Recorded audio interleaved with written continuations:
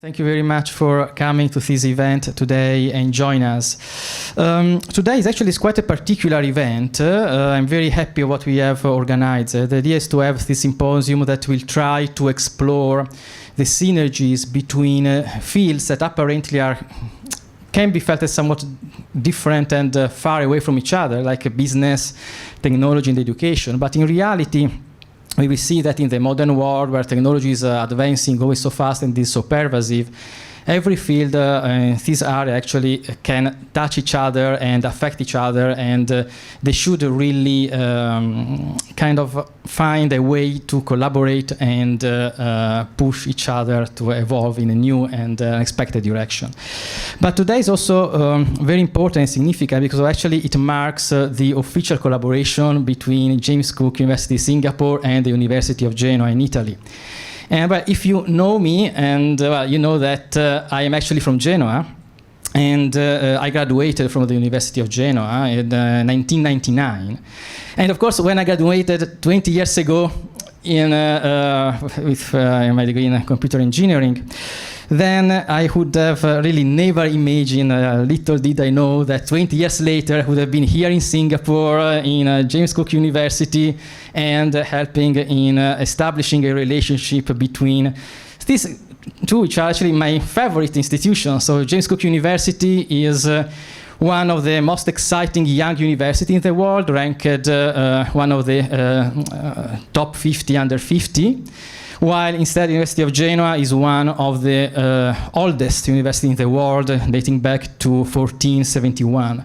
So we have some very interesting kind of relationship and lots of history and exciting future as well, that I hope we can also start establishing a very fruitful relationship and collaboration, starting from today, where we have a guest from University of Genoa and also a panel of industry and our own, of course, professor, as now Ms. Pamela will describe. And then the event will continue with a pitch from some of our students, both from here and online from Genoa. There will be a talk about a new program that the University of Genoa is launching and through which we actually look forward to collaborate with in the near future. And then the event will conclude with the signing of an MOU between our institutions. And then, of course, there is going to be a dinner to which you are all invited to participate and join us. So without further ado, I want to pass the microphone back to our special MC. Thank you. Grazie. Wow. I can recall all my Italian experience. Ladies and gentlemen, I would like to request that every time I will introduce their names, you will all give them your soundest, most loudest applause. And our panelist presentation and discussion theme for today will be Smart Synergies, Business, Technology, and Education. First to be introduced, and they will also introduce themselves later on, but I'll just mention their names. Professor Agostino Bruzone from the University of Genoa, Italy. Please wave, sir. Okay, and we have another guest. This is Dr. Nicole Bianchi, and he is the scientific attaché from the Embassy of Italy in Singapore. Welcome. Mr. Giulio Gennaro, he is the CEO of 1888G Consulting Singapore. How are you, sir? And our beloved Associate Professor Adrian Ko. He is the Academic Group Business, IT, and Science, of course, in charge also at the same time. He's saying, making sure that I can give the right introduction. He's from JCU, Singapore. Give him a big round of applause. Okay, this will be chaired and moderated, without further ado, a man so well prepared. He came very early, and he assessed where he's going to sit down. Mr. Eddie Chung, Sessional Lecturer, JCU, Singapore. This will absolutely be a very colorful discussion, and it's all yours. Okay, first and foremost, welcome everybody to this very interesting session. We are very honored to have 4 very distinguished speakers coming from different sectors. Primarily from the education sector, the business sector, and the what's the third one? Governments? No, not government. The diplomatic. Business, technology, and education. Diplomatic all three. Sector. Yeah, diplomatic sector. Right. Correct. Well, with the wide so-called the wide variety of speakers coming from so many different sectors, we hope to address the issue of what we are here to do, which is to talk about the synergy, the supposed smart synergy that should exist. I notice I use the word should, because afterwards I'm going to ask all of them whether they think there's really such a synergy between the business, the technology, and the education. Okay, so I'm going to start the ball rolling by asking all four of them one by one to tell us more about themselves. Just now was just a quick introduction. Now maybe give them a little bit more time to tell us about what they do in real life. Okay, I'll hand over to Professor Agostino first. Thank you very much. Good afternoon, ladies and gentlemen. I'm Agostino Bruzzone, as was stated, and I'm full professor in Genoa University. Mm-hmm. Therefore, just to start to connect what is my bio with the subject, I started my studies in the Italian Navy. Italian Navy was preparing engineers and was requesting to be prepared in engineering also for staff officers, because there was the feeling that strong mathematical engineering foundation was important to develop even capability in decision making. After my experience in the Navy, I was moving in consultancy. So I was working outside of, still connected with university, but mostly consulting major firms and industries. And after I passed inside the university, currently, as I told you, I'm full professor in this area. Currently, I'm even the council chair for this new degree that I will show you later. I served for a while as a lead scientist, as a project leader for a new track in model and simulation for NATO. So an international agency, probably you know about, North Atlantic Trade Organization. And I feel this is a good example of the fact that even if you move through completely different structures, that's Navy, business consultancy, academia and research, and let me say, research for international organization, there is some kind of leitmotiv, trade union, that require to have people to be able to reuse their capability, address different facts, feel that is an example. So, thank you. Okay, thank you very much. Over to you. Okay, so my name is Nicola Bianchi. Okay, I also did the military service, so I have some connection. I was also an officer of the Italian army, and I was able to send missile, nuclear weapons there. You don't send to me? No, I don't send to. I just instruct people how to do, and then I push the button and nothing happens. that was. But then I finished after the military service and moved to science. Actually, my first part of the longest part of my work life, I work as a high energy physicist. I'm a real scientist. I'm pure scientist, and I work in many labs in the world, like in days in Hamburg in Germany, in Virginia in the United States, and most of the time at CERN. I hope you know about CERN. It's the biggest lab in the world in high energy physics. And then I don't know why it happens in the life. I change a little bit and I moved to science diplomacy. So I spent a few years in Italian Ministry of Foreign Affairs as a scientific expert to provide my expertise in terms of the bilateral relationship that Italy has with many countries in the world. And just a few months ago, I moved to Singapore as a scientific attaché with Italian embassy. So I'm in charge to take care about scientific and technological relationship between Italy and Singapore. So try to put in connection Italian university and research center and the local one. Thank you. Ladies and gentlemen, good afternoon. I'm Giulio Gennaro. I'm also graduated from University of Genoa as a mechanical engineer, but I didn't do military service, and actually I regret not having done it in Insight. And because I immediately moved to Germany when I started working for MAN, one of the biggest maritime and marine engine makers, doing research and development in supercharging of these marine diesel engines. Then I went back to Italy and worked for the Italian Register of Shipping, and then started doing consultancies as an expert in marine propulsion and failure investigation, forensic engineering. And lately I've been quite active in Industry 4.0 and Shipping 4.0, which try to draw in part of it at least, to put together asset and IT. And so it's very important that there is a correlation, and we will probably talk about this later, about the IT world that has to come into connection with the real hardware, not the computer hardware, but the machine themselves. And sometimes if we don't have experience, we don't have good knowledge, good modeling, good understanding of these two different domains, we might implement solutions that are partial. Okay, so so for me it's very important that we develop a comprehensive knowledge with specialists in the different fields, but with figures, and probably this is what Agostino is doing with Strategos, with figures that have a good understanding of the whole picture. Okay, so so putting T-man and I-man together to form a team where there is a current vision and common purposes. Thank you.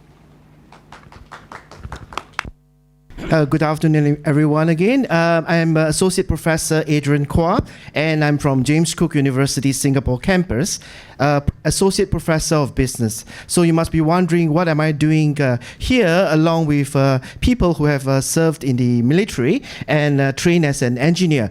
But in fact, in my last life, I was trained as a mechanical engineer, and I was in wastewater treatment engineering for several years before I switched over to becoming an academic at the business school. I was also listed into military service for 2.5 years, acting as a military policeman for the government of Singapore. So I've worked for various multinational companies like AT&T, as well as the government of Singapore, dealing with wastewater engineering, treatment, and processes. Now, this is a good example, I would say, of the technology, business, and education coming in all together. Right now, I'm actually doing research that is on a very macro level, looking at the intricacies of technology and engineering, at the same time looking at societal values, financial values of innovation that is taking place in the world today to have a more sustainable future. So the topic of my research at the moment is on the circular economy, where we actually look at the financial societal values of technological solutions to solving the future of mankind's current problem as well. Yeah, thank you. Okay, maybe what I should do now is to just have some ground rules, how we're going to conduct this session. Well, first and foremost, I will throw a question to the floor, and then anybody can just jump in and talk, right? If I hear complete silence, I may have to say, what about you, Professor? What do you think? That will be put you in a tight spot and say something for us. No way okay. to silence. No way. Now, we are four of you are all experts in your respective fields, so I know that you bring a lot to this table, to this session, right? So I'm going to start the ball rolling by just, I'm not going to talk about myself. I'm not important here. I'm only a moderator, right? You want to hear from the experts, not from me, right? So I'm going to start off by sharing you an experience which I had, which kind of lead to this, some relevance to this discussion. When I was a young student, I first learned about the meaning of synergy. And I remember the lecturer was saying, synergy means 1 + 1 = 3. 1 + 1 = 3. Since when is 1 + 1 = 3? And then, of course, later on I knew what's the meaning of synergy. So today we have this topic where this word synergy figure very strongly, right, in the topic there. And I guess what I'm here to ask our 4 distinguished guests here is it really true that 1 + 1 + 1 is going to have 4 and not 3? Because we have 3 components here. So to what extent do you guys think that there is actually a very happy state where there is, all of us are very happy with the wonderful synergy that's happening between all the 3 components that we are here to discuss? And if you think that we are still operating in silos, which I suspect we are, then why do you think that's the case? Maybe I'll just throw this open to 4 of you. Anybody want to talk about that? Thank you very much, Nicola. Okay, so I feel what you said about such kind of, let me say, alternative algebraic solution that is about 1 + 1 equal to 2 or 1 + 1 + 1 equal to 4. It's very interesting. My feeling is it's real and is happening today because almost all the big problems that we start address multiple issues where we needed to have such synergy. It could be, as was pointed out, about marine sector. That could be, let me say, very technical, but in reality, when you talk with a ship owner, you have a view about the goals that probably are different than when you talk with an engineer or with a computer scientist or the businessman that have different view, but then you have to bring all together because the goal to manage a fleet is, in fact, addressing all these aspects. But even when you address some kind of problem like water issue, it's going through all social, environmental, economic, obviously. My feeling is that there is huge need, however, to make it work. It doesn't work by itself. It works based on the fact that you have people that are ready to work in this way. Because I have a friend from NASA. We do several projects with National Space Administration. And she said, she uses to play with words. I feel it doesn't match the point of the single word. Say, we don't need to have multidisciplinary people. There are just people sitting around the table. You say what is your expertise. I say mine, but let's say each one deals just with his own side. But we need the transdisciplinary. Now, I don't feel the point is if it's multi or trans. But the point is we need people that are able not just to share, but to work together. That's, let me say, as a step a little bit forward, was something that in the past was very clear because we came from university. University was established as the idea of to have universal knowledge. So to be able to combine, at that time probably it was theology, it was medicine, it was literature, it was all this stuff, probably even art of war. Today it's mostly the same with different kind of subjects, but we needed to train our people, and I mean our new research, and even senior research, to be able to work in this kind of framework where synergy can grow, because it's a plant that by itself could be not so easy to grow, because many time, at least some generation, is very specific on its goal. And I feel if we talk about marine or if we talk about political environment, sometimes it's not easy to make these people to work together. But a lot of work already in this direction. We do a lot of human modeling population, for instance. We have psychologists and sociologists that have an attitude to think about, to talk with scientists in terms of, let me say, art science. And we have the scientists that are ready to talk with them. But obviously, we need to make an effort to put them together. Because when you put different issues together in the synergy, it emerges a potential, but even a challenge. Because when you put together something that was misty, have to be clarified. This is the step forward. So this is my feeling. I feel it's a good opportunity. And as we are all around in this sense. Thank you. What about the rest of you? Dr. Nicola? Okay, so I can speak first with my head of diplomatic and after with scientists. And so I will introduce a new element, another number 1. 1 + 1 + 1 + 1 can be 5. As what diplomacy can do. And I hope that, you know, when you are looking too much at synergy, the risk that you increase entropy. So I hope that I will not do this mistake. You know, entropy is confusion, in simple words. So what diplomacy has to do with science and technology? Well, now there is a discipline that is called science diplomacy. So we have science in diplomacy. We can have science for diplomacy, and we can have diplomacy for science. I don't want to have a speech on this, but just a few examples. What is science in diplomacy? This is very important, according to what Agostino just said. Just an example, because I like to make an example. So in 2013, Ban Ki-moon, the former Secretary General of South Korea of United Nations, created the UNSAB, United Nations Scientific Advisory Board. In this board, he called 26 famous scientists. The most famous was Italian, of course, was Fabiola Gianotti, that now is a CERN director.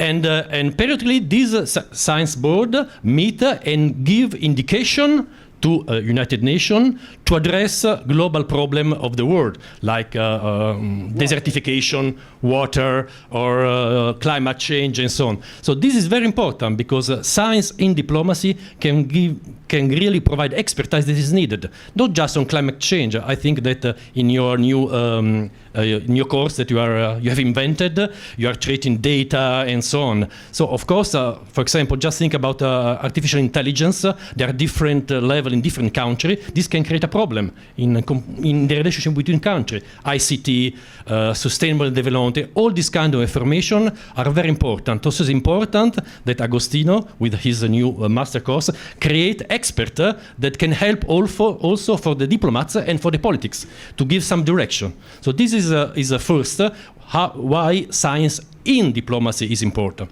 Then is another aspect, science for diplomacy. This I like a lot because I was involved a little bit in this because I work in CERN, and CERN was created in 1954 after the Second World, not just to build the best research center in the world, but also to have a synergy between scientists from Germany, from Italy, that was on one side, and UK and French that was on the other side. And it works. And more recently, there is a project which I participated. It's called Sesame. Sesame is a project in Jordan. Was inaugurated as a center. Was inaugurated in 2017 by the King of Jordan. Basically, it's a synchrotron light facility. Also in Singapore, you have this synchrotron light source in NUS. So it's an accelerator that produces synchrotron light that you can use to have to do material studies, biomedical studies, archaeological studies, all this. And the member of this project, this independent project, are Israel, Palestinian territories, Iran, Egypt, Turkey. So all these countries that, the politics is not able to put around the table. I was there representing Italy and have my colleague from Israel, my colleagues from Palestine. And so this is what science can do for diplomacy. And then it's diplomacy for science that may be what you are more interested. So why diplomacy can work for science? Typically, politicians have a very short period horizon. Okay, because they have to be re-elected. They want to work just for the. But in some sense, also the scientific relationship between countries are very important. And I'm very proud to say that as Italian government, we signed an agreement with the Singapore government, and Italian parliament just ratified this agreement. And then our diplomacy will work to find which are the best argument, the best sector that are of common interest between Singapore and Italy to develop some scientific relationship. So you will have an agreement with James Cook University, but there is this general framework. And of course, this is not important just to send students, that is good, exchange, but also to have common project, so to have money on some issue, maybe on artificial intelligence, whatever, and this will be the end of some sort of negotiation. So this is why science diplomacy can work also for science. Then maybe I can speak later as a scientist, if you agree. Maybe I will not address synergy, but I will focus on education and say that it's the Kickstarter. So if you don't have a good education, then you cannot have synergy. And there was, I think, a couple of weeks ago, some debate on the Straits Times about the fact that critical thinking should be encouraged in universities. I would be more, let's say, revolutionary. I would say that you should start from elementary school. If you wait for university to encourage critical thinking, it will be too late. So, and it's very important that education drives the concept, but also stimulates debate. With Nietzsche, we had thesis, antithesis, and synthesis. If you don't have a clash of different views, you cannot progress. Okay, and I've taken an EMBA in Singapore, and what in respect to my Italian, let's say, experience university, I saw that the class was very quiet. There was little debate from the student, not challenging the professor, okay? And of course, the challenging does not have to be disrespectful, but there has to be a stimulation. So there must be a debate, a dialogue between the class and the professor. There must be critical thinking. There must be steering. It's like when you eat chili padi, okay? It must stimulate, okay? So, and this is the role of education. If education is able to throw the stone in the pond and make waves, then everything else can happen. And we really need to nurture and progress on this, I think. Maybe I was off topic, I don't know. No, not at all. So to answer Eddie's question, is synergy important? Definitely so. Yes, it is very important. Does synergy exist? Yes, very much so, and it's also very important. Now, why do I say that? Relating to what you mentioned about stimulation, I find that businesses and governments are constantly wanting stimulation, and stimulation do come from university. So they talk to academics, they read journal articles even to actually understand what is the state of play, what is the technological innovation that can help in whichever government departments they come from. Now, the stimulation is very, very important, and often we also get businesses wanting to find better ways, innovative ways of solving their problems and adding value to their operations. So again, they do come to universities such as us, James Cook University, to actually get fresh ideas on how to make their business more successful. Likewise, when I was doing consultancy with governments, they are very interested to learn what's beyond the rim of their nation states, what's happening in other countries. So we as academic, we act as facilitators to bring policymakers to another part of the world to see how things are being done differently, but yet more successfully. Now, one good example happens this week when the World Economic Forum representative visited Queensland. And Queensland was trying to promote the advanced manufacturing technology to the World Economic Forum. And of course, I was invited there to talk about the circular economy work that we do. And ultimately, they want to have transferable lessons, from the experiences that Queensland have in terms of advanced manufacturing, and help maybe other parts of the world to improve the sustainability of its operations. So the very close interaction, stimulation is very, very important in advancing society today, and therefore such synergy must exist, and such synergy needs to be strong in solving the future of mankind's problem. Thanks. Wow. Seems like everybody thinks there's a lot of synergy going on between the three components. I want to tell you a different story though. Back then, about 30 years ago, I was head of IT for General Electric, GE, the big company. And when I was there, a few things happened which tells me a lot about technology and tells me a lot about business. The first thing that I got to know was that GE being such a successful company out there full of money, etc., when they heard about robotics, they were one of the earliest to put in millions of dollars into robotics. They were in fact the pioneer of this. They were willing to just throw money at the technology and see how it goes. And guess what? About 10 years later, GE walked away from it all. And the reason why they walked away from it all was because it was not ready. The technology was supposedly there, but it was not ready to be used in the business environment. Because GE being a business, they were trying to use it for their, they are into all kinds of business you can never think of. The other thing that came to mind about, again happening in GE, was the use of what we call wind energy. Wind energy. And again, GE was the front runner.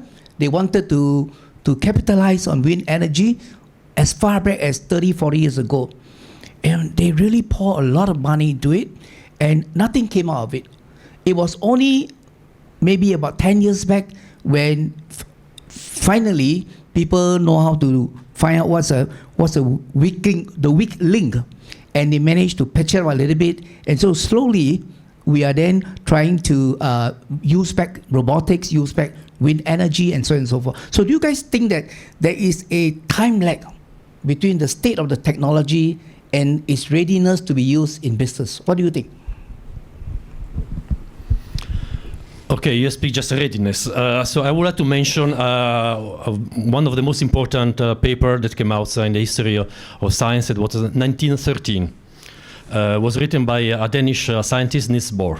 In this paper, he introduced the quantum mechanics, the quantum vision of the atoms. Okay, 1914. There are estimates that has been done that nowadays, following this paper, about one third, 30% if you want, of the gross domestic product of a developed country, like Singapore, Italy, UK, and Switzerland, whatever, you can trace back to that paper. Because just think all the semiconductors that are based on quantum mechanics that you have in your mobile phone, in your television, in your scanner, in your laser.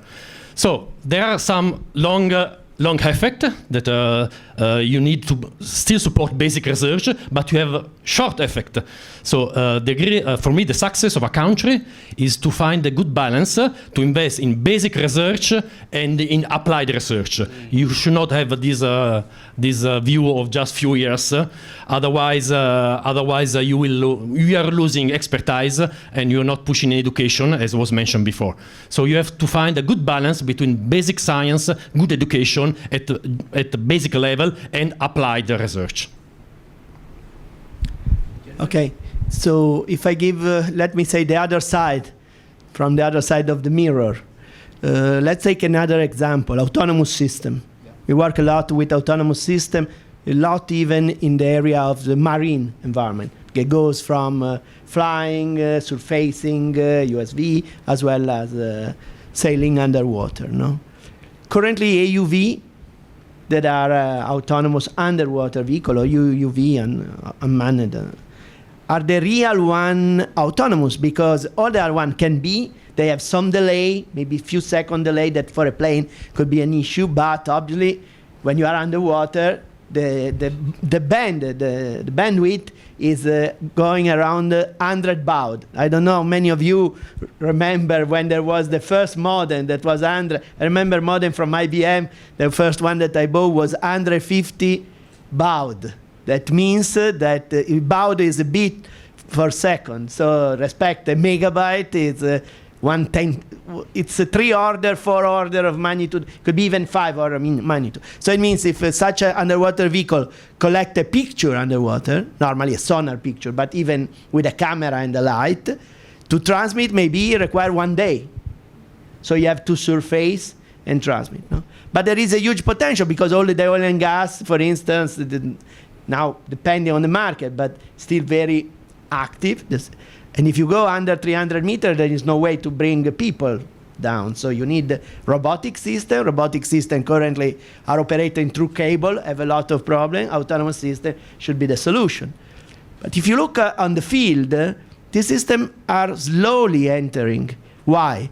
Because it's not just to have a smart intelligence on board, but it's even to have all the boundaries to make it operational. What I mean, that you have to drop at sea, you have to collect. Now you understand, if I have to collect something that weighs 2 tons from a rib, from a Zodiac, with people, so I need good weather condition, I need to keep all calm. It's fine for research, but if I need to go in operation in ocean, I will operate just a few days, because it will be very hard. Underwater communication have a lot of issues. So what it means, between to be ready to do a lot of experiment and to be operational, that means not 100%, but probably means at least 80, 90%. There is a big step forward.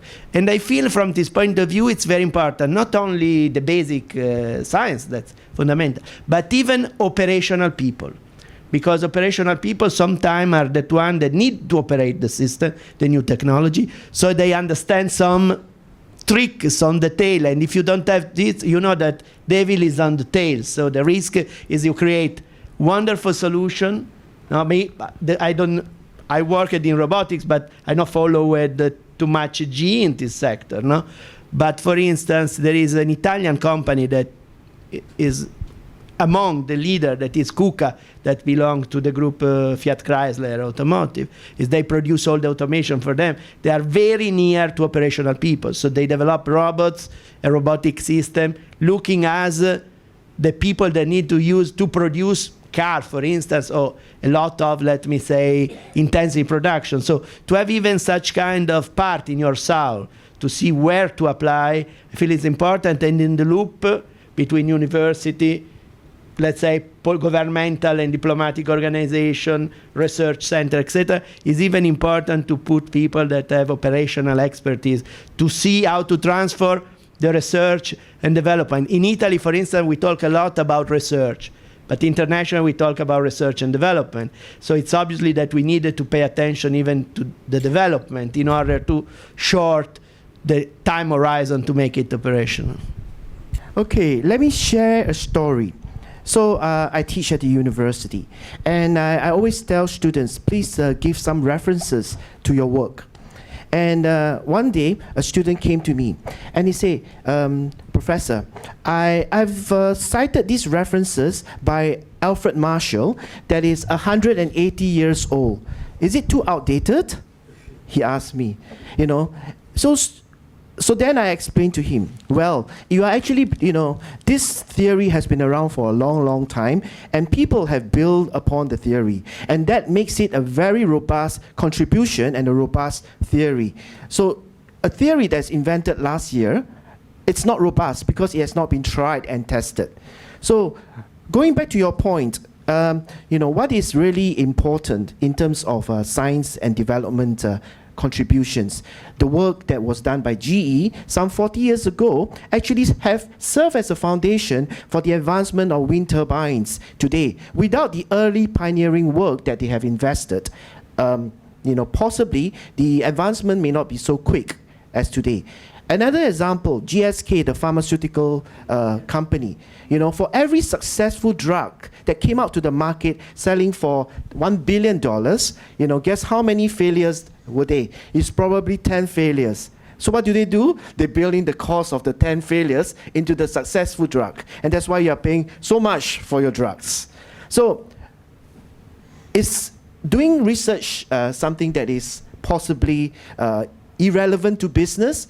I don't think so. That's my answer. I wish to contribute. According to Professor Dillon, you may participate if you have something interesting. I find the topic very, I wasn't really prepared for the topic to be really interesting to me, but it is very interesting. For these three aspects, you talk about business, you talk about technology and education. My former job was senior management to the Singapore Zoo, Night Safari, and Bird Park. That was a very, aside from working in the radio station, it was about 9 years of my life. I was part of the big management to plan for a multi-million-dollar budget and how we can create, maybe I'll just stand since I'm too short, and how we could plan to make it more relevant to the experience of our tourists who are from all over the world. And we are well known to be one of the best. Aside from San Diego, we rank almost every time like the 5th zoo. And we don't have borders, we don't have walls, it's not in cages. So we are very unique in that aspect at that time. I say we when I work there. So one of the interesting things I look at with the synergy of business, technology, and as what you have mentioned, the other aspect, which is, let me see, education, yes, was the fact that when visitors go to the zoo, they bring the family, and the all our management was trying to think of how to make it. At the time, it was way advanced because this was many years ago. How are we going to make it very modern so that when the family, for example, we are looking at a zebra. You just press a button and the zebra, how do they live, what do they eat, what do they do, how do they mate, even is there, okay, and how do they sustain themselves, how do they protect themselves. I mean, there's a lot of things there that's interesting. And the explanations were really good. It was very high-tech. That was the first thing. We noted that when there was a practice that was being done, like there was this sort of testing being done, and many of the family members actually used it and they liked it, but they didn't like it when they did the survey as much as we thought. Why? When they went to see the Singapore Zoo, Night Safari, Bird Park, they went there for the experience. Not like you want to go there and there will be this, you push a button and it says, oh, this was from the blah, blah. It was really scientific. But the mere enjoyment of a tourism venue that is considered some of the best in the world, the actual experience is when you go there, you sit for a few minutes and you start wondering, what is this animal? What is it doing? Rather than, this is a hippopotamus. This is what they do. This is what they do in the water. Rather than you see them. So you just wait for a while and see them. But having said that, after I left the parks, I still notice we have implemented some of them. Not all of them. It's not total technology. There has to be education where the child says, "Mommy, what is that big chicken?" And the ignorant mother, I must say, says, oh, sorry, what's that big bird? And the mother who's ignorant, most people are actually ignorant. Oh, that's called a big chicken. It's actually an ostrich. And they don't know how, in Singapore, it's typical, they don't know. So looking at this, it can contribute. So my point is to put it to the point, rather to sum it up, that actually they should work together, all three. But there are some things that technology can never replace. So we lecturers, for example, in the classroom where we're going to be using technology, our presence is still very important. So the experience of a child asking the mother, what is that doing? How do they do? Even if it's described very well and well transcribed through machine, music, and technology, even touch, one go kind of techniques are there. It's fine. But it's not the same as when you look at the elephant. They're coming near you and they put their trunk, oh my gosh, and you even have a ride on top of on the elephant. Okay, so this is just sharing my experience with you. Thank you very much, since I have a lot of time according to Professor Dillon. Thank you. Go ahead. Yes, sir. C.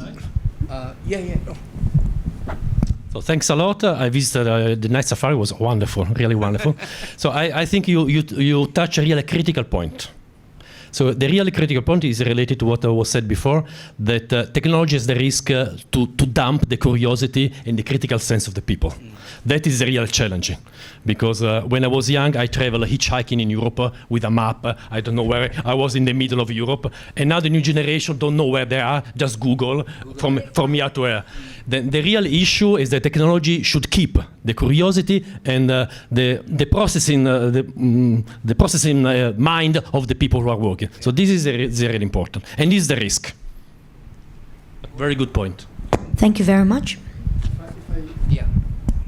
I would like to. I was not playing with my phone, strangely. No. Coming back to the paper of Bohr, there was a lecture that is very important. It was from Feynman. There's plenty of room at the bottom, which you can also find. Stand up when you mention Feynman. And so meaning that, again, I mean, the infinitesimal is really a universe by its own, and is what is driving innovation. So that's amazing. So maybe I'm derailing again. And coming back to what Agostino was saying, that you need to have expertise and science and practical, everything come together. I'm a mentor in Pier 71, which is a program by NUS for Shipping 4.0. And in my case, I'm mentoring 4 teams doing drones and ROVs to do remotely operated inspections. Mm-hmm. And one of the big issues is that initially they were considering autonomous and let's say vehicles to operate underwater, but we said, no, wait, they have to be tethered, because otherwise it will not work. Yeah. So and you must have sometimes, I mean, people that are not really into the problem, but they have ideas. They run far away and they lose touch with the reality. So you always need to have somebody from the industry to build a multidisciplinary team. And especially, I'm talking from the shipping side. We see a lot of IT ideas that are being driven into the industry, but they have absolutely no, they are detached from the reality. I was debating on LinkedIn the other day. There is a big startup in the United States. They want to do a lot of data processing on board of ships to save on bandwidth instead of doing it on land, so that the crew can, in real time, from the processed data, do adjustment on the condition of the vessel. These people have no idea what is the crew of the vessel capable of. You actually don't want them to do it, because they are like, I'm sorry to say, janitors. They need to take care of the vessel as an asset to be sure that everything is functional, but you don't trust them to do more critical modifications to the asset itself. This is to say that you really need to have synergy, and without synergy nowadays you go nowhere, because you use a lot of resources for little gains. You need to build multidisciplinary teams.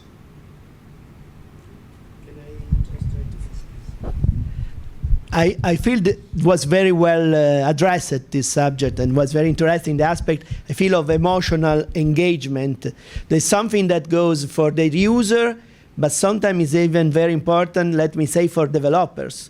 Because if your team that develop new solution have some kind of strong motivation, that could be trivial, I mean, could come from money, come from glory, could come for personal recognition, for enthusiasm, whatever. For instance, I mentioned NASA. Our student, when work with NASA, you know, NASA, when you talk, it seems on the space. Maybe if you visit NASA, as everywhere, when you go inside the reality, you see what is there. So they do great things. They do even things that are regular, like everybody. No? But there is an enthusiasm in the student to think about they can work with them. And I feel in general, when our student goes internationally, they have such strong motivation. Emotional engagement is for sure very critical. But I feel sometimes there are even very good, let me say, principia, as was said, that came from very old time. I always use in this case the example of Wright brothers, no? That one that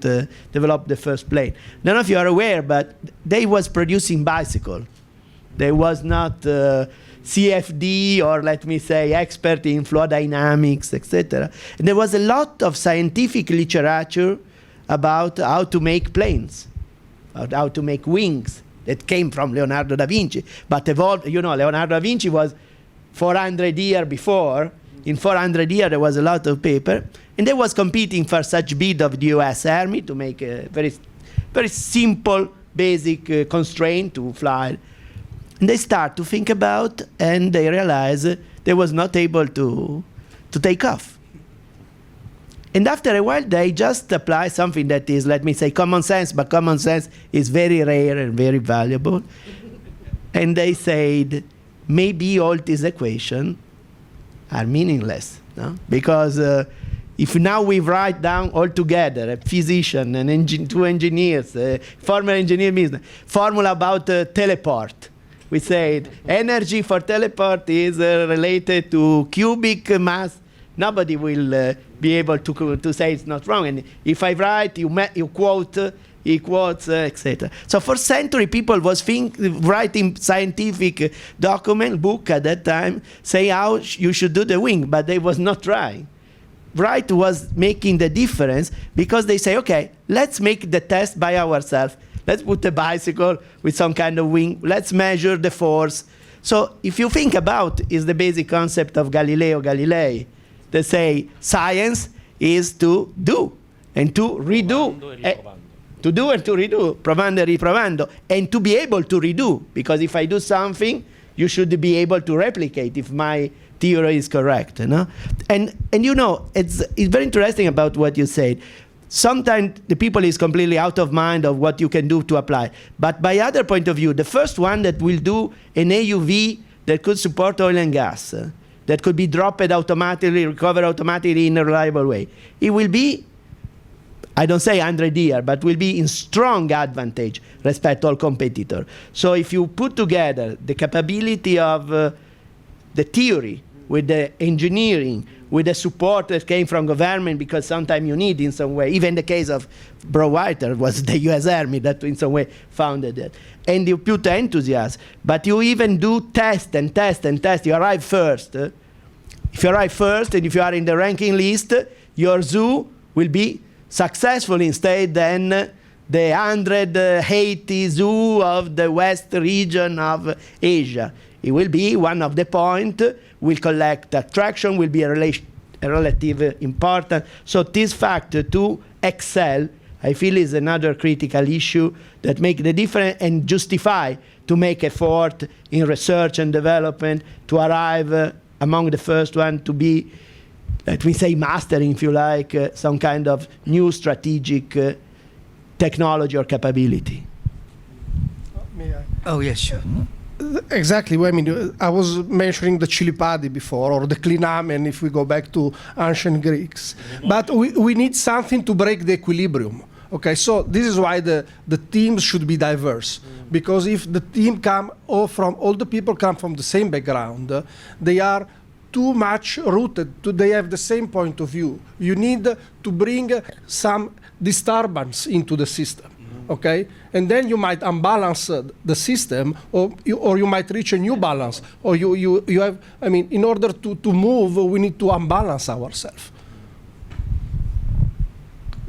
Oh, you have something to say? Yeah, I have to confess something about myself in the past. In the past, I was against synergy. As I told you, I was a high-energy physicist, and I have to confess that a few decades ago, our field, we just think about ourselves.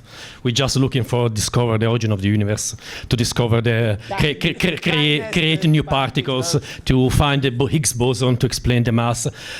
Of course, during that time, we developed a lot of technology, but just for our purpose. For example, if you know about this, that you have in your hands, the first touch screen was installed in CERN, in my laboratory, in 1973, in the control hall of the superproton synchrotron.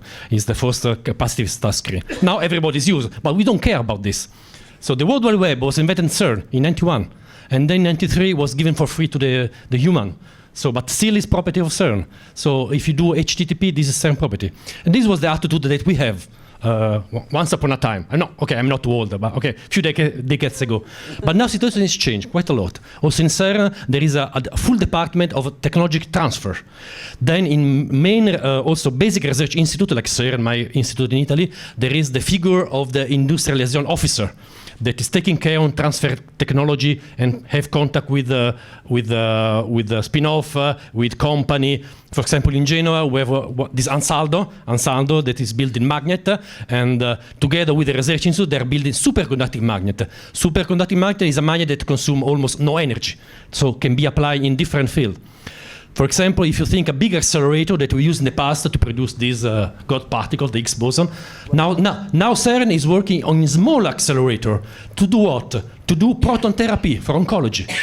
So in Italy, in Europe, we have different of this kind of center. We have this accelerator that are used to take care about cancer that are located in your brain. So you don't have to destroy all the good part, but you have to arrive with particles just in the point. And CERN is working in this, together with physicists, engineers, data expert, biologists, oncologists, and so on. This is real synergy.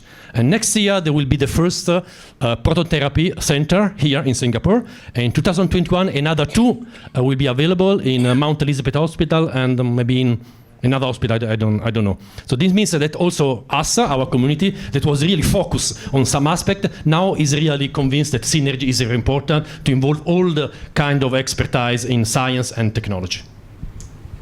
I think we have a question from the floor. Yes? Yes. I'd like to ask you one question. I'm Michael Hansen. I'm from Denmark. I was in CERN in my young days.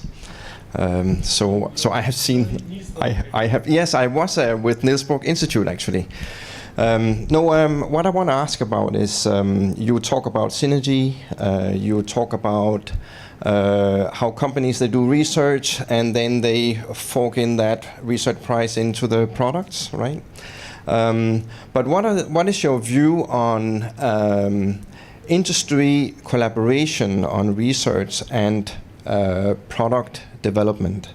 So I would see that as innovation. I would see that as faster to market and better products. But how would you see that being done practically?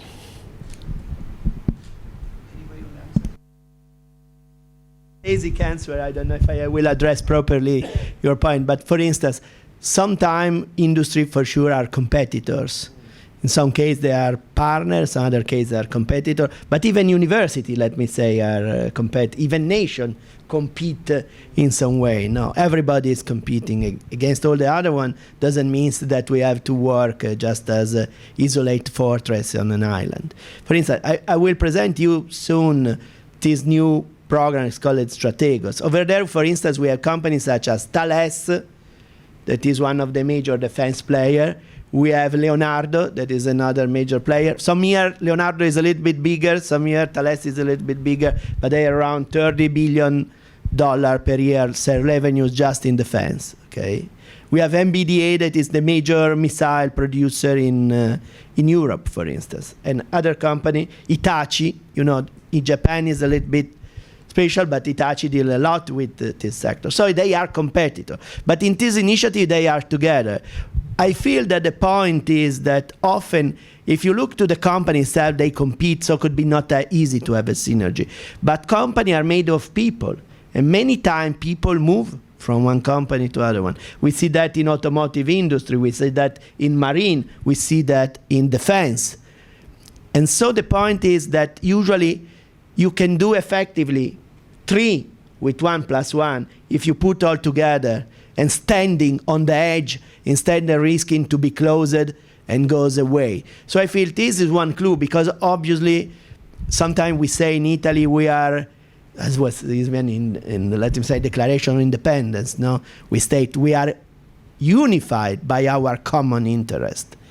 And for industry, obviously the common interest is to be able to be still leading their sector. And obviously this opportunity in research and development often are pretty interesting from this point of view. So I feel there is a potential to do this synergy, even if you have entity that has different kind of specific goal, and even see sometime other one as competitor. 2 days ago, we have Thales, Leonardo, all around the table, and they were person that deliver joint weapon system as well as competitive solution in Singapore as worldwide. So I feel research sometimes could be a way, as you said, to put together, because there is, if you get such capability early, even to sacrifice a little bit, because you feel they will be more successful to work together, you do, because you cannot lose the opportunity to be on the front line. Thank you. We'll be giving you around maybe 5 more minutes, and then we'll have a break. For me, you were against synergy. I'm against competition. I was. You were. No, I still am. So I think that there is this duality between competition and collaboration, and I'm all in favor of collaboration. You can achieve much more if you have a healthy competition, but you still cooperate. I would just like to mention, coming back to shipping, that IBM and Maersk tried to bring blockchain into shipping, but since they were trying to keep it private and not open it up, the project just failed. And so what? They are not small players. No, not at all. Okay, so what is the cost of deciding not to cooperate?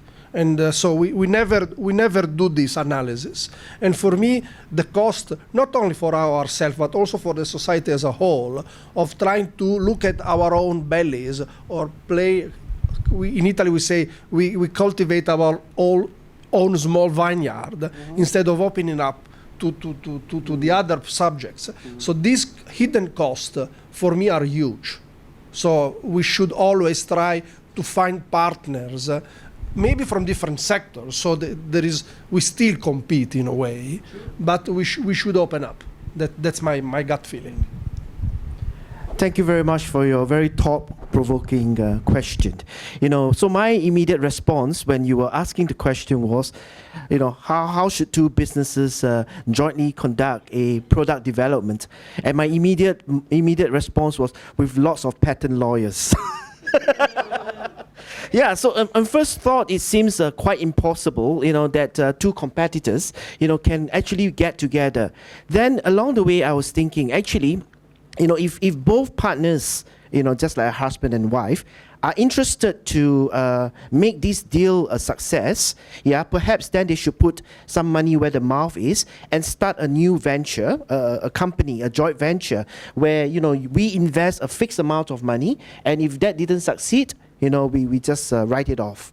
Yeah. So that's how companies, in some successful cases, manage their new project, their new product development. I would think that is probably more viable than to just say, let's work together and let's hope we can invent a new product. Sorry. That's more actually corporate focus. So if you joint venture with academics and work with multiple companies, you were able to achieve a lot more, right? So medical research, right? If they are corporate focused, they're only thinking about cash, right? But if they work with universities, they have a certain outcome, which eventually will bring everybody a capital outcome, but it would be a much faster goal to reach.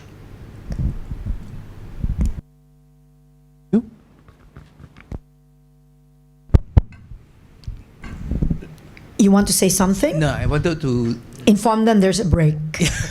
Okay. No, Okay. So I just want to say that that more or less brings us to the end of this discussion.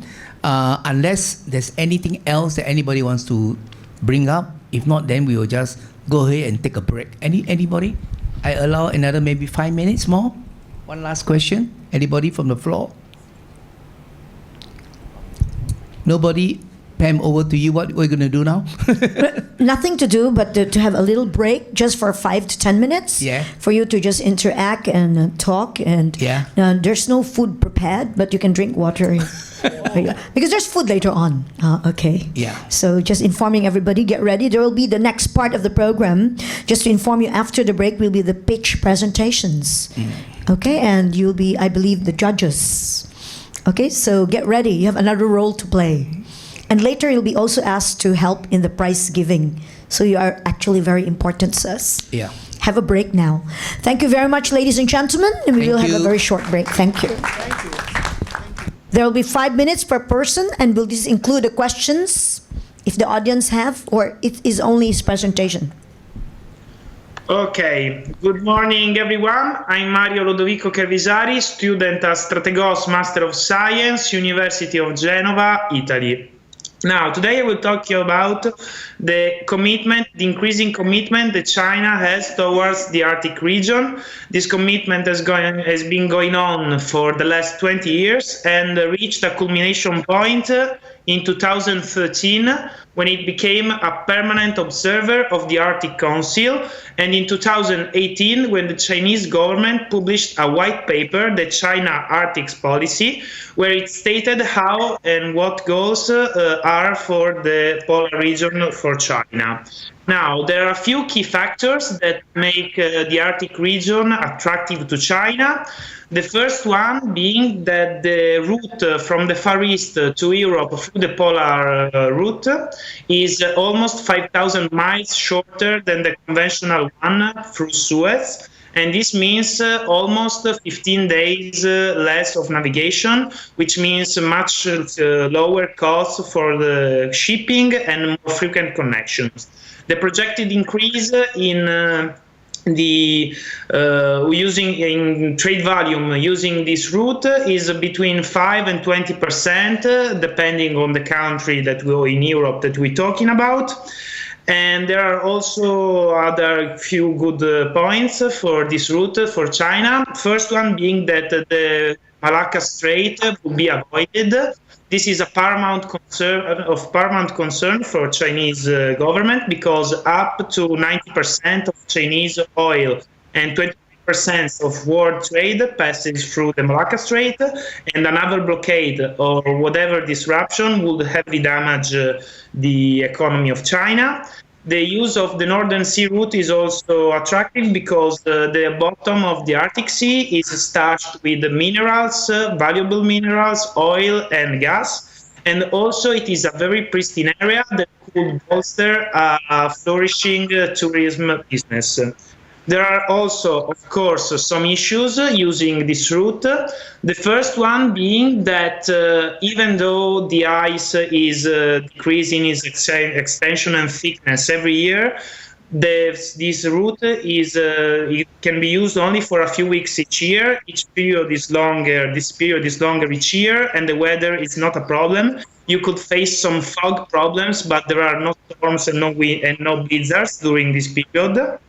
There is a problem for the ships, because the ship who sail there must be ice class. There are different levels of ice class, and they cost more. And also satellite communication are hindered at those latitudes next to the pole. There is also a problem of environment, because the increased human activity in a perfectly pristine area could have some very bad turnovers for the environment. And there is also a problem of international cooperation, because the countries bordering the Arctic region might not be willing to accept the economic advantages of this route if this is going to collide with their own strategic aims. So, as a suggestion, we think that an improved logistic system could make everything more feasible, such as building new ports and maybe building a shuttle system of ice-resistant vessels and not ice-resistant vessels, depending on the zone that they are sailing through, and to see these problems as new possibilities to develop new technologies and give new spaces to new industrial factors. This was my presentation, our presentation of my group that's made of these persons. Thank you very much for your attention. Good morning, everybody. I'm Giorgio Tardita, and together with my colleagues Alberto De Paoli and Mazhar Ahmed, we would like to present our pitch about one aspect of the new Silk Road. This presentation will concern the construction of an offshore-onshore terminal near Venice. So, what is the present situation? In the last few years, China has invested a lot of money in Europe. This is evident from the graph, but as we can see, the investments in Italy in the last 5 years have drastically dropped, with a related decrease in the growth of the Italian export to China. So, a possible solution to improve both the imports in Italy and the export in China could be an investment in the ports that create the 5-port alliance.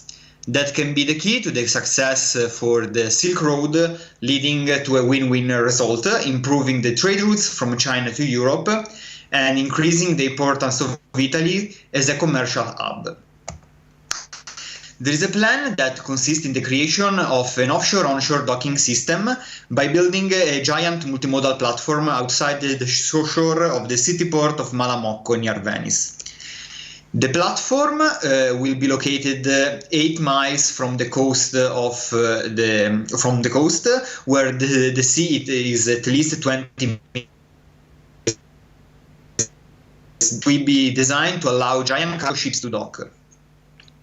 These type of ships are able to carry around 20,000 TEUs. Once operational, the platform is expected to handle between 1.8 and 3 million TEU per year. As a comparison, today all the Italian combined ports can handle only 6 million TEU.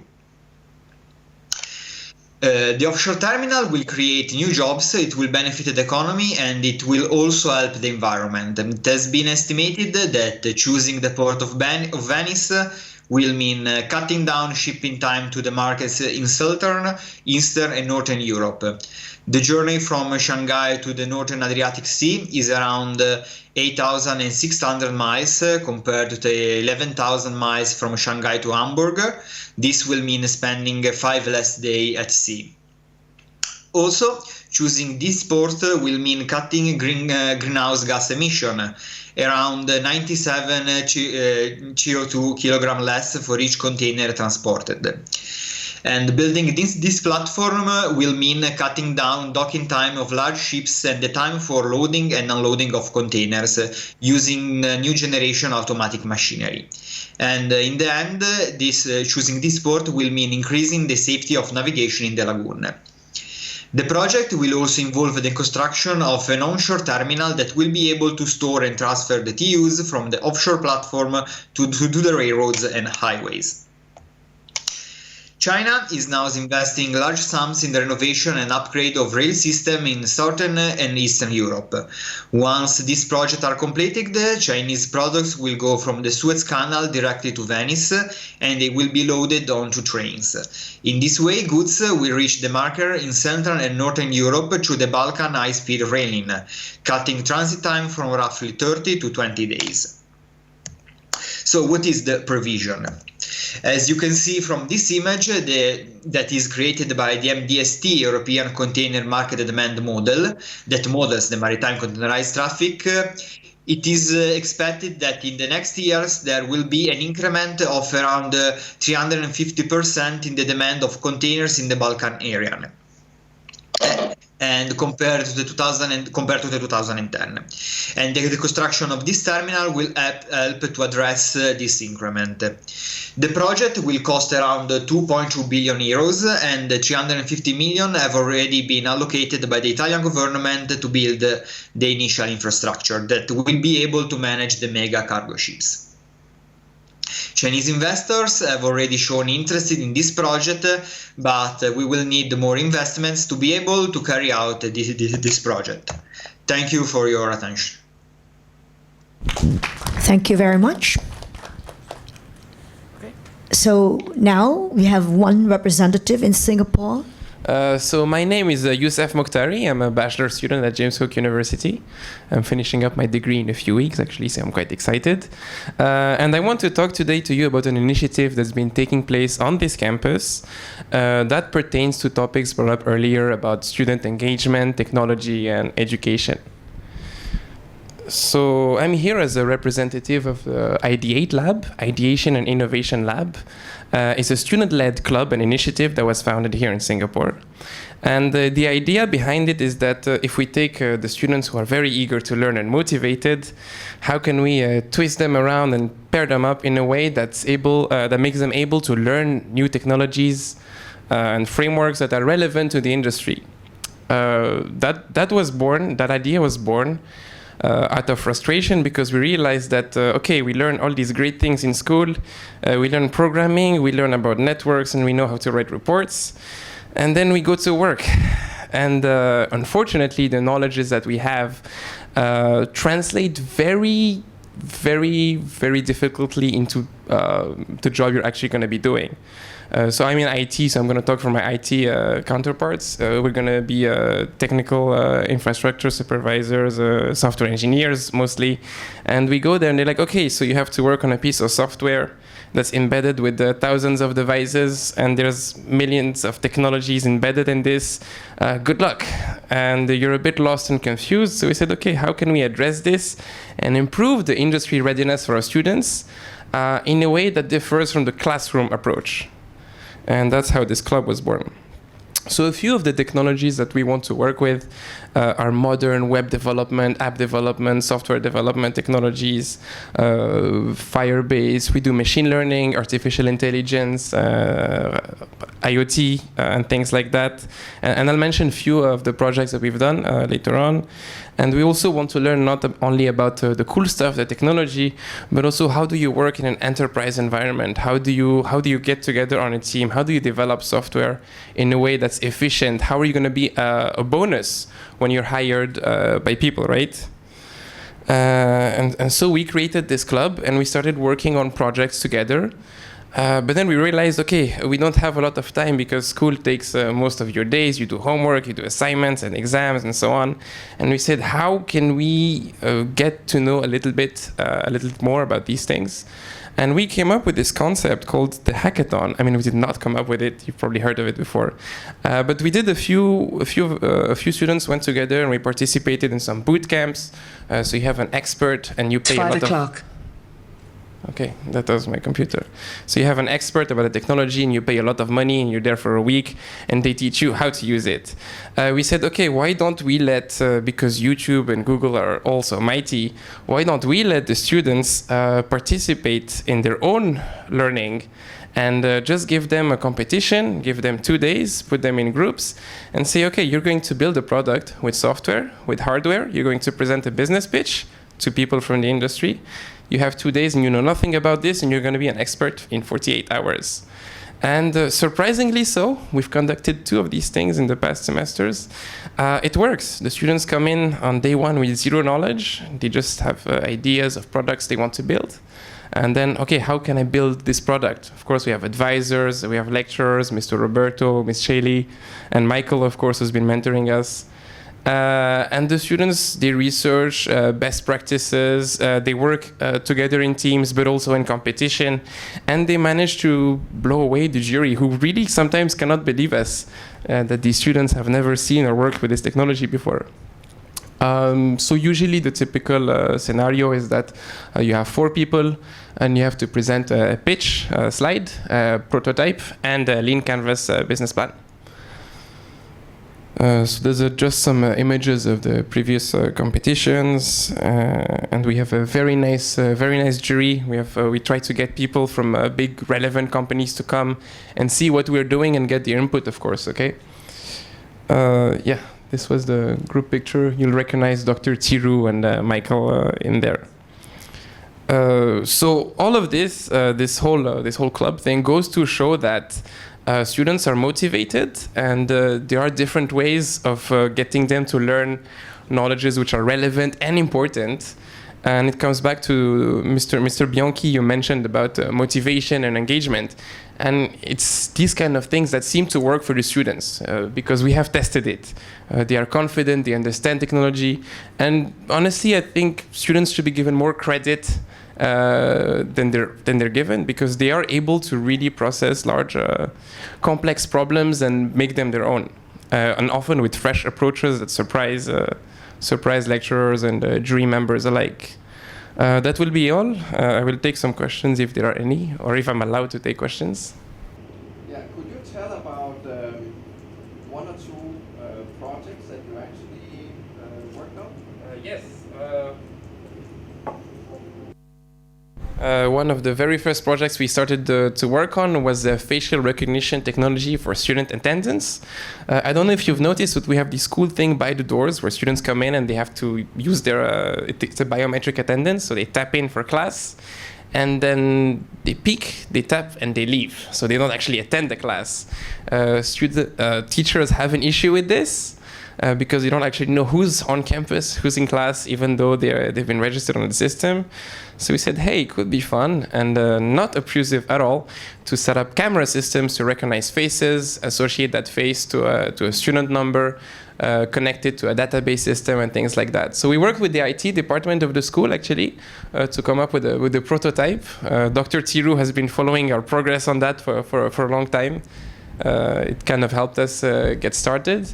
And then students just got to play with exciting stuff, right, that we don't necessarily do in class. So TensorFlow, machine learning, facial recognition. And we delved a bit deeper into AI and things like that. Just recently, we were building our own artificial intelligence race car. So it's a car that's supposed to drive itself. We did a lot of IoT as well during competitions, because it can combine the business aspect of identifying a need, hardware, because you have to build something, and software. So IoT has been very popular. We've built smart security, door locks, things like that. So it's quite exciting. I can give a more detailed presentation on another day. Thank you. Thank you so much. Later on, we'll be announcing the winners. But before we do that, we would now like to listen to something really interesting. And this is from Strategos. And this is by Professor Agostino Bruzzoni from the University of Genoa, Italy. Of course, he's tabulating right now, so give him a few seconds to finalize his marks. Are you ready, Professor? Let's give him a big round of applause. He will be presenting a topic of interest to all of us. So, as was pointed out, I will talk to you about Strategos. Strategos is a new initiative that we are carrying out in Genoa University that promotes such concept of strategic engineering, and we'll try to see what we mean by strategic engineering. Strategic engineering in some way was introduced, let's say, around 4 years ago in MIT. And as Genoa University, we activate this year, this kind of degree. We have some kind of temporal gap, but you have to consider that in Italy we take 2.5 years in order to get all the approval by the national department, etc.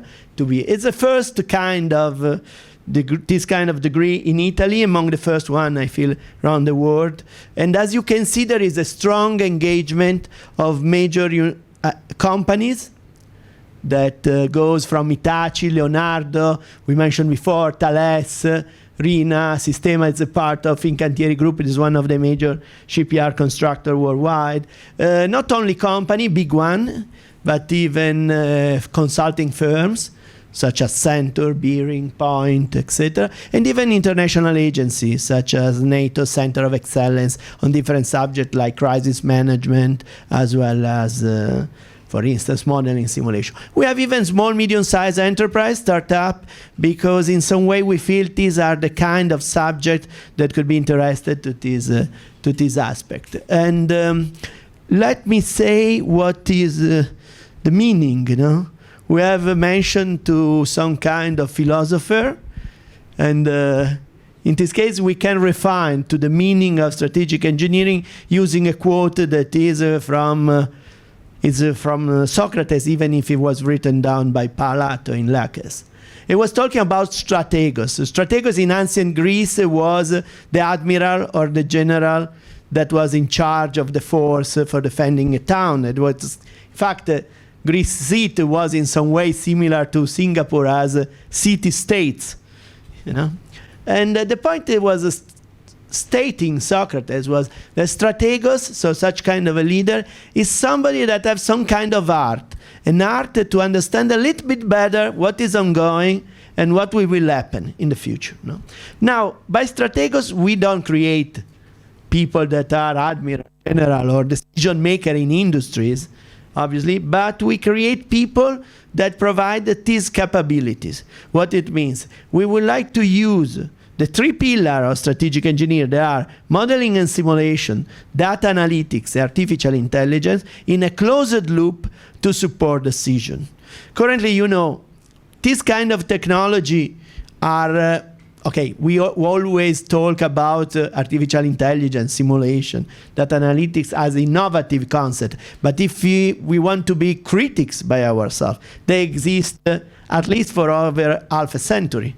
Everybody has seen the movie of Turing that was developing encryption and decryption during the Second World War, and still in the use of artificial intelligence, major subject today to guarantee, let me say, protected communication, etc. Obviously, there was not digital computer, but there was analog computer. If we talk about simulation, John McLeod, who is the founder of the Society for Computer Simulation, was working with NASA, and we was working with the Navy and the Air Force, United States, in the 50s for rocket science, for aerospace, because the first plane that was supersonic required to use a simulation to investigate and maximize the return from the test on the field. It was very expensive, the same on the rockets.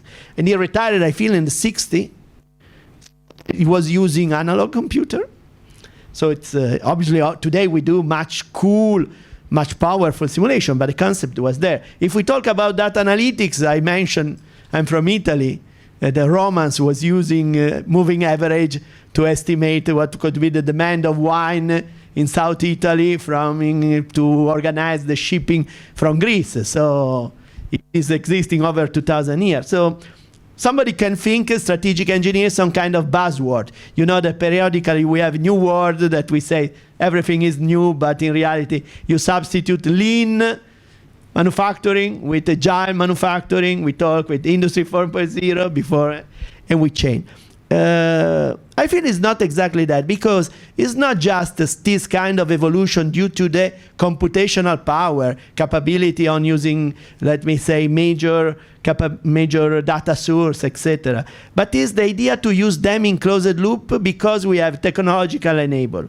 What I mean, I put always the example of traffic. If we think about in the 80s, there were investments for $1 million control room in all major towns, from New York City to Rome, from Berlin to Paris.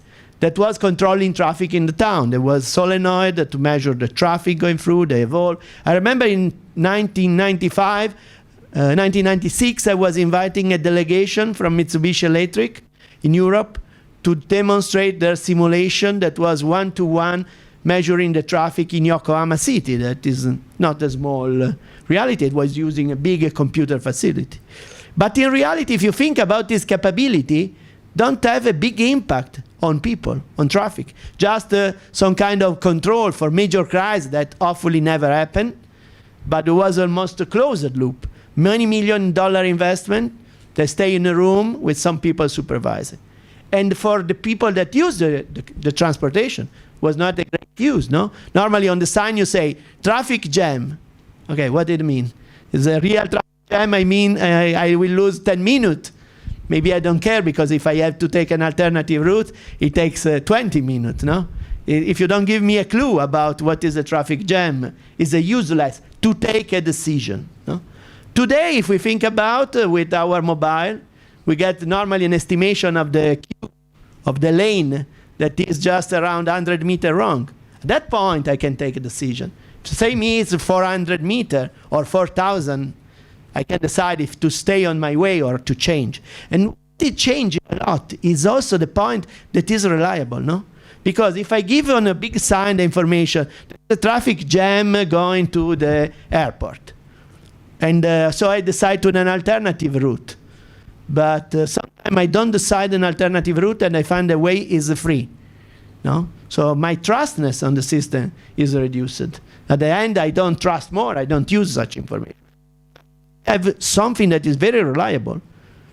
I start to have confidence in it. I take decision. How it works, this one versus the control room that was maybe billions years ago, if not billions of Italian lire, or let's say several millions of US dollar. Because it's not a single source. It's not just collecting data, putting in the model, but have a closed loop. We collect information from your mobiles. We compare the result of the model with what is going on in the field. In way, the strategic engineering should work in this way. We collect a huge big data, but who works with big data knows that such data are not so reliable. So I mean, there are plenty of noise. You need to analyze such data, extract information. Probably you need to use data analytics for sure, and artificial intelligence. That data be introduced to understand what will happen. So the data analytics show us what was going, and let me say most of the cases what is going, because if I collect data from a ship, it arrives 3 minutes after, it's pretty fine to estimate consumption, no? But then I use the model and simulation to look what will happen, so I can test different alternatives. But it's not open loop, it's closed loop. So I take decision, I still collect the information from the field, and based on this information I see if my forecast is effective, or if this estimation was wrong. So I retune the model automatically in the loop. So it's like if you sail a boat, no? You expect to get some performance, you arrange the sail, you arrange the rudder, but maybe your estimation about the influence of sea or some current is not correct. You don't get the result, but you're looking around how the sail is going, how the yacht is going. You correct, you rearrange up to you get the performance that you want, no? And this is not just sailing, but maybe looking at the other yacht, etc. So this is what is behind this concept. So I was willing to share. And in terms of Strategos, born as a new Master of Science, that means a 2-year program to be completed after the bachelor. In Italy, we call Laurea Magistrale.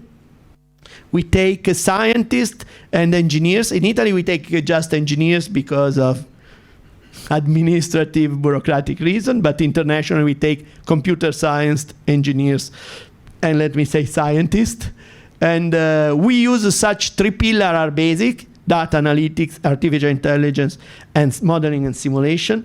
But for instance, it's a multidisciplinary. I will already anticipate that we think this is a key point. We have 4 courses of economics, and 2 courses of international affairs, because we feel that support decision making strongly relies on the capability to evaluate risk of market, areas, region, to be able to talk with decision maker that usually, no, we have the example of Adrian that is an engineer but supported the strategic decision talking with businessmen. Because obviously most of the cases, the decisions are related to economical aspect. Even if we talk about marine in detail, is the economic sustainability. And then obviously many other aspects, as social and so on. So I will be boring even with some other quote. There's something that I like to use that came from Sun Tzu, that is one of the most famous, maybe the father of strategy, at least in the sector of war. But we know that war is not so different from business sometimes. No? And he was used to say that the general that win a battle is the general that make more calculation. At that time, probably was using a Chinese abacus. No? I have a friend of me that is the inventor of what we call, let's say, optimization system based on swarm technology. And they use some kind of imitation of ants to find optimal. He's a mathematician. No? In his office have a original Chinese abacus, and he loves such kind of idea that once there was the abacus and now you have maybe artificial intelligence and computer. But probably today, in fact, what it makes the difference is the possibility to use this kind of model, this kind of computational capability to support decision. That is an aid. Obviously, the decision maker is still a human. But obviously, if I provide you more information, as we were saying the example of driving, if I say you there is a queue of so many meters, you trust such estimation, you see dynamically change, obviously, you can use it to take a better decision. I just want to stress even the point that the idea of the strategy sometimes is not very correct. We use a lot the term strategy, not always in the proper way. I feel a very good definition came from Jomini.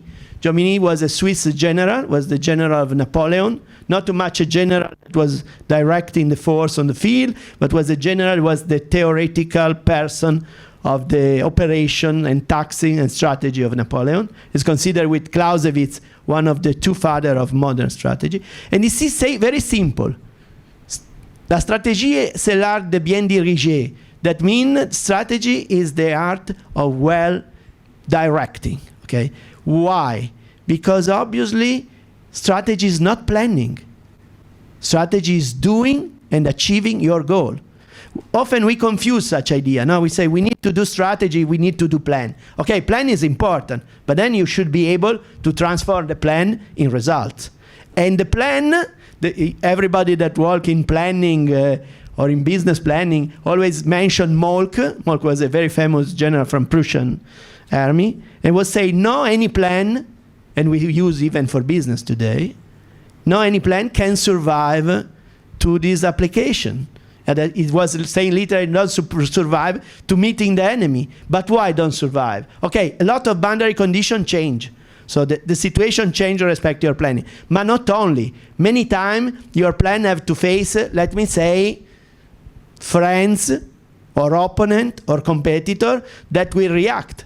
So if I identify there's an opportunity for business for, let's say, a retail shopping center in Singapore, in an area, but some competitor of me, probably if you realize that I'm opening, will open something similar, or will dump the price in some other area, or will do action to block my capability over there. So my planning need to be able to readapt. This doesn't mean that planning have to be avoided or useless. Exactly the opposite. But we need to be able planning that is able to dynamically change and update and to be a real support, but not to plan for planning, but to plan to achieving result.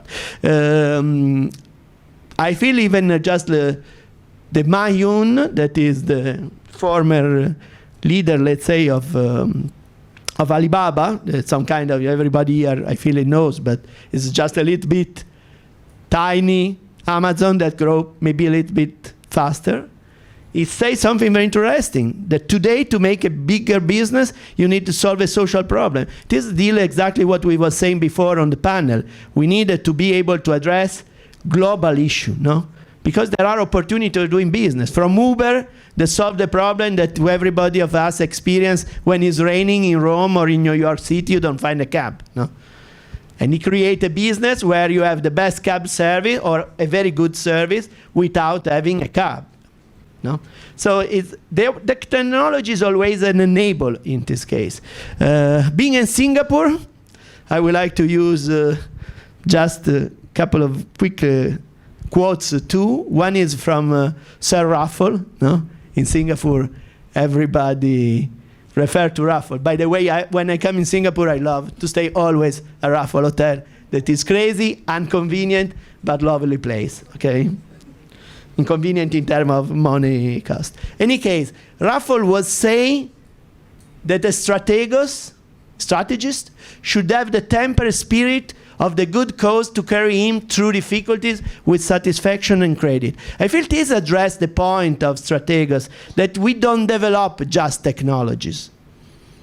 Because we need to create even the people. Before we say education is important, such kind of technology, if we don't prepare people, and people able to stay in front of the difficulties, no? They should stay shoulder and shoulder with decision maker. They should be able to help decision maker, not too much in taking decision, but to get, let me say, trustness on such super system. Because if you don't trust and your decision affect your career, $1 million or human life, you will not rely on a black box or an iPhone or an Apple software that give you direction. But if you have somebody that is able to understand your language, talk with you, that is design this architecture, this solution, you can be introduced. It's not just to prepare, but it's to use. And at the same time, you have another major aspect. For instance, in NATO, we realized there was a gap, and there is still a gap, between development capabilities and decision maker. What it means, sometimes decision maker don't have, let me say, somebody that is able to understand their need. So you have wonderful analysts that work in the side. Maybe they develop wonderful analysis, perfect software. You have decision maker in the room. But if this guy develops something that don't deal with the degree of freedom the decision maker have, when you bring the solution, say, okay, it's very cool to increase economy, but I cannot use such a decision because I have no power on this of freedom. I have to use other, I can take decision on other aspect, but your model don't support. So this connection in understanding what you have to do, and even in creating trustness in how to use and this reliability is very important. And so we needed to work to create people that face that. Then just last mention, we are in James Cook, that was very famous, no? In terms of explorations. No? He said that when you needed to direct an orchestra, you have to give your shoulder to the crowd. No? So in some way you need to be able to take decision autonomously and to be able to lead. But we have even another pretty famous explorer, as Christophorus Columbus, that is supposed to be from Genoa. It was discovering, at least we say discovering Europe, even if maybe they was discovered by native Indian, but any case, we say discovered, the whole world discovered Americas in 1492, but Genoa University, as was stated by Roberto, was established around 9 years before, so we pretty proud. But it's interesting what Columbus was saying. He said that strategists need to look at goal as to simply tool to focus positively the energy. And this should be able to change the priority to add a new objective and delete other one. So it means that the person that have to take decision should have such authority and capability to lead for the whole goal, to don't get crazy. We know that in business, most of the case, a director of a division, a manager, gets some kind of target that are maybe, or maybe even the company have a target for the quarter, and they focus on that one. But if you want to achieve major results, sometimes you have to be able to rearrange your target. Obviously, there is a hierarchy to be respected, but this capability could support to work in this direction. This is a major advantage, because a lot of companies get lost. No? We was talking about General Electric, that was maybe the most wonderful profit maker for 20 years, best profit worldwide, leading all the Fortune 500, and now you have a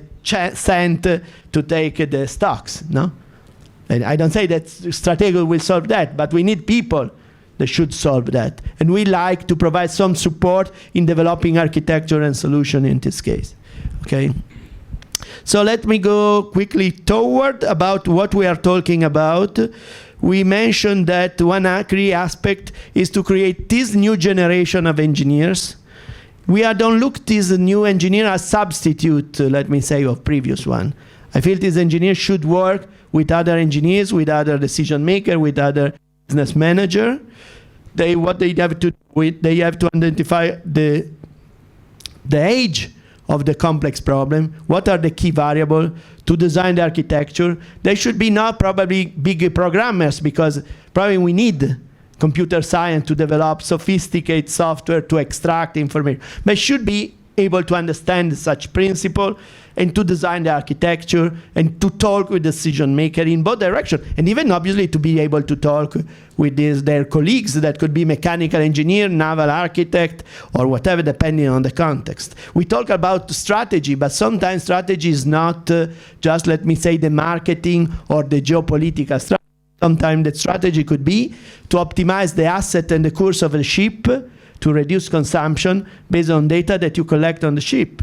No? And this turned to be not a planning, but it turned to be a service, a product, because you sell this product as a service continuously to ship owner, and it's artificial intelligence, and it's designed by this kind of people.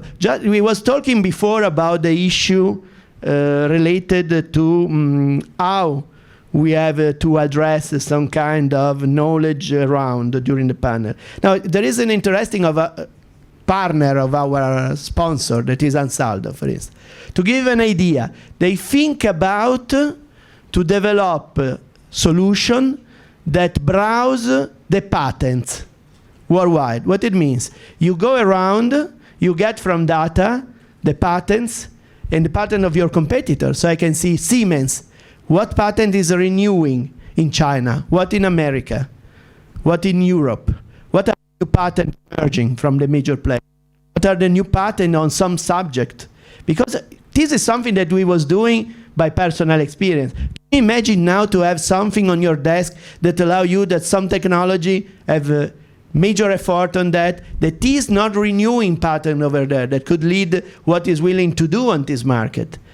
This is not revolutionary, but for sure, if there is something like that, I would like to have on my desk, because I will have such information up to date and very comprehensive. That's something that up to now was not possible. But the same is interesting for organization, human resource flows. I would like to know from where, can you imagine to have a ranking that show you from what university your competitors is hiring people in some division, no? For instance, ABB, some year ago in Italy, started a huge division working on renewable energy. So if I'm a competitor, I would like to see from where they take. What are the university? What are the skills? What is the background over there? Even just to realize they are starting such division. And vice versa, it's not just with the competitor, even the world. Because now, for instance, in almost all Western country, but probably even in Singapore, there is a huge request for some skill. It's not easy to understand from where to take. What are the real best ranking? Because up to now, ranking came from, let's say, some organization that show us what is the best university, what is the best seller of gas turbine, whatever. Can you imagine to have some tool that is able to do dynamically, keep it up to date, and show what is going, and to prevent failures? No? Obviously, this kind of people can work in many different sectors. It's not just the three pillars, but obviously a lot about IoT, Industry 4.0, even IoE, no? The concept of even humans are part of the loop, no? Today we have such kind of device, no? We are in Singapore. We have iPhone of different kind, no? In this case, it's almost similar to Singapore flag, okay? I need two in order to work. Now, but joke apart, to have such information, I can have information, you know, from WhatsApp, I collect your voice tone to understand if you have a cold. And then I can provide you information about drugs, medication to address that. No? It says open new markets. Sometimes it's pretty invasive. And we have even to work in order to protect sometimes organization, business, company, and even institution from this one. The application goes from the board of the director down to the engineer that needed to work on the field. To give you a picture about what is the program of Strategos, Strategos, as I told you, is articulate in 4 semesters over 2 years.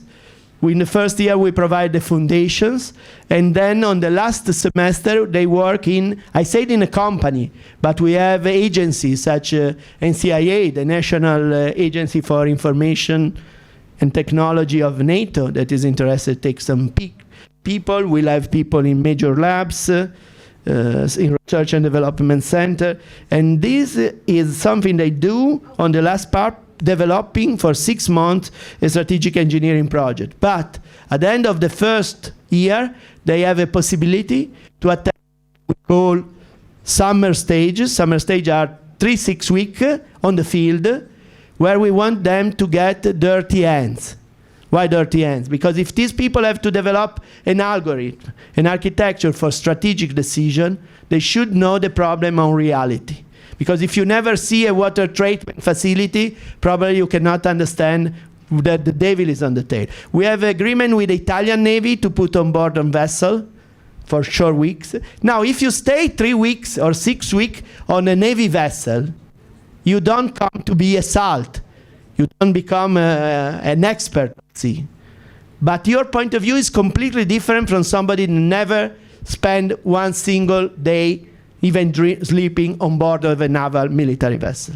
So this could change drastically. You should learn humility. You should learn that sometimes crazy and stupid things are not crazy, but are due to constraint that you have to on the board. So we have even our own hospital, as Genoa University in Africa, that we like to send some of our engineers to get an experience there. But as part is, let me say, cool, strange approach. Our company like Hitachi are interested to put on some commissioning on a new facility. We have a center who like to put side by side with the manager for a couple of weeks. So you live side with a manager. As a manager, understand what means the life of a manager. And this kind of experience that obviously they will not do any strategic engineering. Probably they will do some support, some basic data analysis, etc. But obviously company, and let me say user, can experience the person for 3 weeks. And then maybe in 6 months they will offer an internship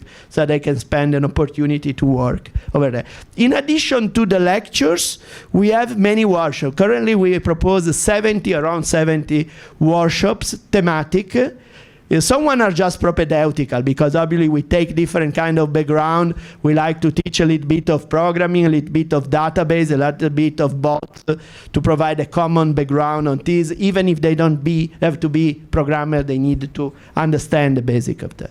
But except these few one, all the other one are specific. For instance, Schlumberger, maybe some of you know Schlumberger is the major company supporting exploration in oil and gas. They are very glad to provide some kind of workshop about how to use innovative technology to data mining in exploration. We had person that have experience overseas in Central Asia scenario about hybrid warfare and the impact on population of STRATCOM, PSYOPs, CIMIC, etc. So very specific examples. And these are open even to company and external attendees in most of the case. So because we identified that some of the big company want even to, let me say, update the background of their senior manager and executive to understand what are the capability on the field. Because maybe you never know that you can extract information about concurrent patent, etc. And maybe you can realize there is a potential. And maybe you can even contribute later on. So many companies provide this kind of stuff. I already mentioned that we have a very strong partnership with other universities. And we are very glad, really glad to be here in James Cook University to have the opportunity to create this additional link in Singapore and with JCU. I would like just to spend one word about what is Genoa University, was stated by Roberto. I use this one often when I'm in North America, in USA or Canada, because we are pretty proud to say that we was established in 1471, so a little bit before discovery of America. But our engineer school is not so old, but dates back to 1870, so we overpass 150 years. And so we don't think we should rely on old time. We think the tradition is something that we mentioned today because we was able to be leading each single year for the last 1.5 century or for the last half millennium. So we strongly are proud of that. Genoa is have a nickname that came from Petrarca that is called the Superb. So we are a little bit superb, but we consider our people very highly qualified, and we want to keep on this way. This doesn't mean that now we do strategic engineering instead and doing mechanical, electrical, or whatever. It means we like to add this skill and do it to lead. And we don't see this initiative real as Genoa University. I feel we are the first in Italy, but we see as an initiative that is worldwide based. We like to lead as Italy. Obviously, feel we can have a critical role, but I feel it's strongly connected with the ongoing initiative on both sides of the Atlantic and maybe even going to Pacific and the Indian Ocean. I feel I mostly run out of my time, but I would like to point out just a couple of examples, and then maybe I will leave up my transparencies. I will provide a couple of examples in different fields, couple of minutes each. This is a project we carried out for NATO that was addressing an issue that is called hybrid warfare. I don't know how many of you know what is hybrid warfare, but basically means that is a war, kind of war that you don't fight with tanks and fighters, at least not only, but you fight mostly by diplomacy, economics, cyber, attacks, strategic communication, media attacks, and so on. We have many examples around, and still exist since the Roman time. But obviously, even in this case, the fact that each of us can reach a news in few seconds is completely different, no? When there was the point in Berkeley about hippies in '68, there was some fight between the National Reserve and students. But maybe you remember a couple of years ago, but we can see Hong Kong, I can get online, real-time information about what is happening. And if it's promoted properly, you have a huge impact on public opinion. In this case, we were simulating a desertic region with a major town and 4 other medium-sized towns with the critical infrastructure, including desalination facility, power generation, tank farm, refinery. And it was possible to simulate attacks on multiple layers, so just putting an EID that explodes, or maybe doing a cyber attack, injecting some virus, or even to diffuse fake news about contamination of water. That is not easy to contaminate, but could be possible to diffuse the information is contaminated. And even attacks with small UAV. We was carrying out this one on 2015. It's a public domain for NATO. Reproducing, and the concept is interesting. It's not just a model, sophisticated, but we create a framework where people can go inside and see and interact, touching and moving, so decision making and understand the validity of the model, see data overlapped to real terrain. The interesting part, this kind of attack was carried out 5 weeks ago in Saudi Arabia against an Aramco facility, providing a significant impact on the world trade of oil. So it's an example of a critical issue where you have so many different layers, so many interactions that you needed to address. I give you a completely different example. Two was a project we was doing with Big Four in consultancy about digitalization. We create a serious game where you can put people, let me say, playing to do a junior consultant role. You have to interview a responsible of marketing, of management control, ICT department, as well as human resource, and posing questions and reacting. And we measure the performance.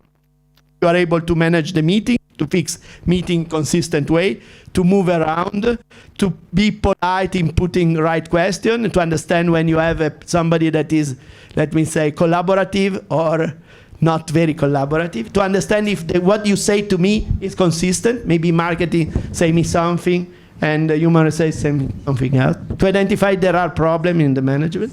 And this game is interesting because we connected with artificial neural net. And artificial neural net was extracting correlation to see when there was inconsistency at critical point. And we used to support self-training. So trainees of KPMG or Ascent, etc., can use to see if where it was making the wrong choice. No, I arrived late with a German executive, and he was upset with me and not replying more kindly, or I don't realize you give me wrong information. But it's interesting because it could turn even a support for decision maker in the future. When he's trained, some young researcher could have as an assistant when he make interview and give some highlight. Now there is something that doesn't match. This answer is not really clear. And I give last case that is related to security. We deal with strategy, a lot of security. This was a work where we was addressing big event with 10,000 of people entering some area that combine engineering aspect, cyber aspect, engineering in terms of fire and safety engineering, aspect related to cyber threat and cyber protection that you can put on. Even just behavioral, no? Maybe you just drive a truck, you park a truck in front of the exit of here, people cannot escape from the exit. No? Something that obviously you cannot do, but I enter because I said I deliver food, I park over here. That's not easy. No? Obviously, there are no solution, but it's very important to investigate the risk and to develop capabilities. That could be technological, that could be procedural, it could be a lot about training. So this, as you can see, is a very, let's say, transdisciplinary approach. I feel it is provide you an overview about this capability and this need, and maybe you can, if you have any question, I will be very glad to answer.